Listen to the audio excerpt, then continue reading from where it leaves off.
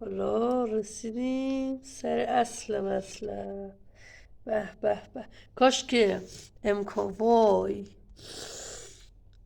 دیوانه شدی دیدن یار آمده، کاش امکاناتو اینا اینقدر پیشرفته بود بوی این مربا رو حس میکردین. مربای بهمون آماده شده، خیلی بوش عالیه، خیلی آدم وای خدا.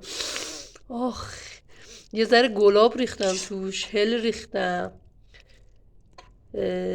بعد زعفرونم بریزی خوب میشه، قشنگ رنگشو طلایی میکنه.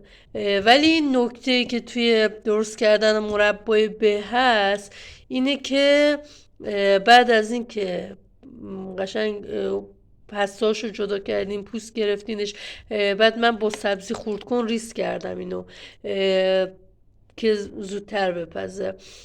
شکر ریختم، چند ساعت موند، بعد آب داد، آب انداخت، خودم به آب انداخت، اصلا آب نریختم داخلش. به این میگن بنماری کردن. اگه اشتباه گفتم تو دایرکت بگید.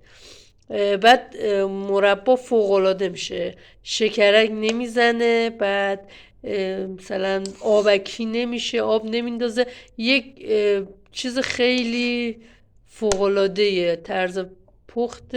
همه مربا رو همین شکل انجام بدید، شکر بریزید، بذار یه شب بمونه، آب بندازه قشنگ دیگه، آب بهش اضافه نکنید.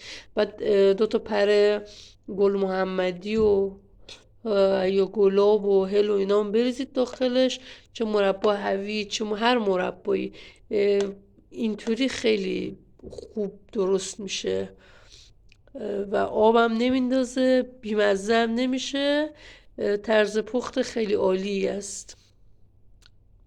بعد توی وقتی که خنک شد حتما تو ظرف شیشه‌ای ترجیحاً بذارید، تو ظرف پلاستیکی اینا نذارید، بریزید تو ظرف شیشه‌ای.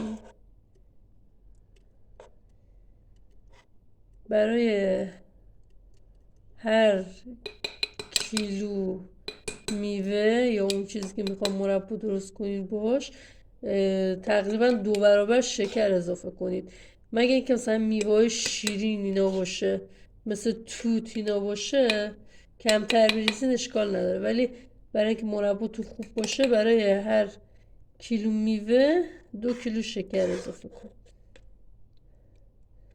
خدا رو شکر الان همینو بخوای بری بیرون بخری 500-600 تومن باید پول بدی، با 60 تومن به و 130 تومن شکر کمتر از 200 تومن درست شد.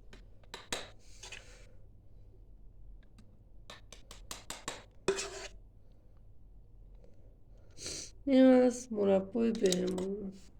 بفرمایین نوش جان.